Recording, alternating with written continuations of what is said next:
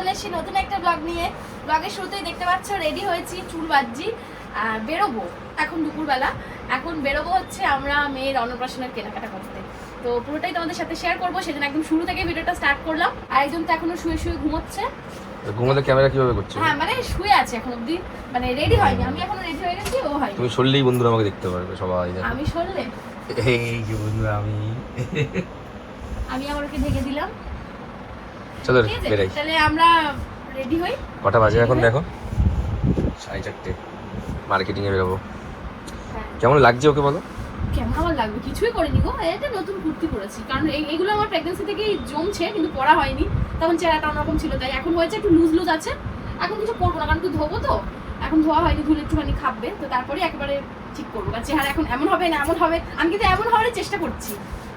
বলবো সেই সিক্রেটও বলবো, যদি এমন হতে পারি আর একটু রোগা হতে পারি, তখন তোমাদের সাথে শেয়ার করবো যে কিভাবে রোগা হচ্ছে, কিভাবে নিজেকে মেনটেন করে রেখেছি। শুধু নিজের পেটটা বাদে, পেটটা এখন আমার ফুলেই রয়েছে, কমেনি।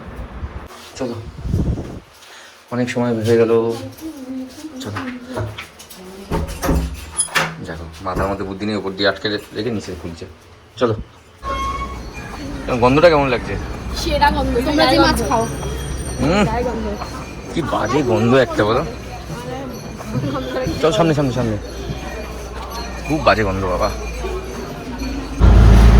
কি গেম খেলছে? Brain test. ব্রেন আছে কিনা পরীক্ষা চলছে এখন এই গেমটার মধ্যে। কি আছে? ব্ল্যাক শিপ করতে হবে। আমি বুঝে গেছি কি কোথায় থাকবে বা কিভাবে বার করতে হয়, আমি বুঝে গেছি। তুই বার করো। ব্রেন নেই সেটাই বোঝা যাচ্ছে। তুমি বুঝে গেছো? তুমিও?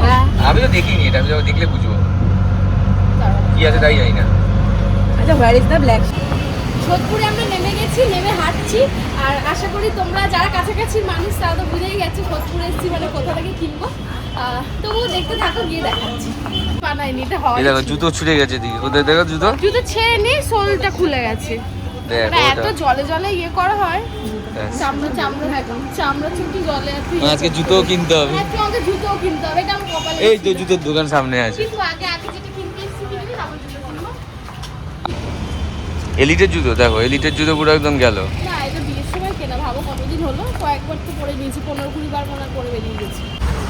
এই চলে এসেছি আমরা এখন সিনিকেতনে চলে এসেছি, এখান থেকে সব জিনিস কেনাকাটা করবো।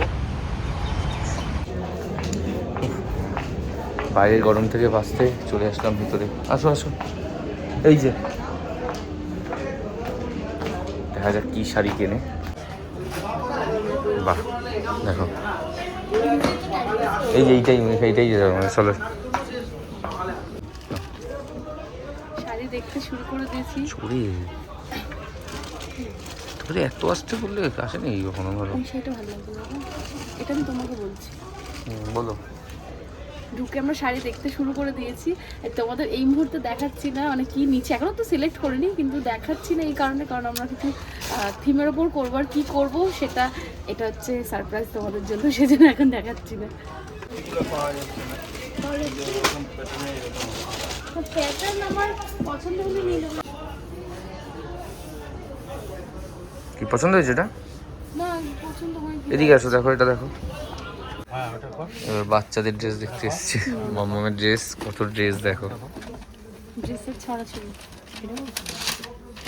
মানে একটা পারফেক্ট শাড়ি আছে না তোমার একটা? দেখো না ড্রেসটা আমার পছন্দ। ড্রেসটা আমার ভালো লাগছে না একদম।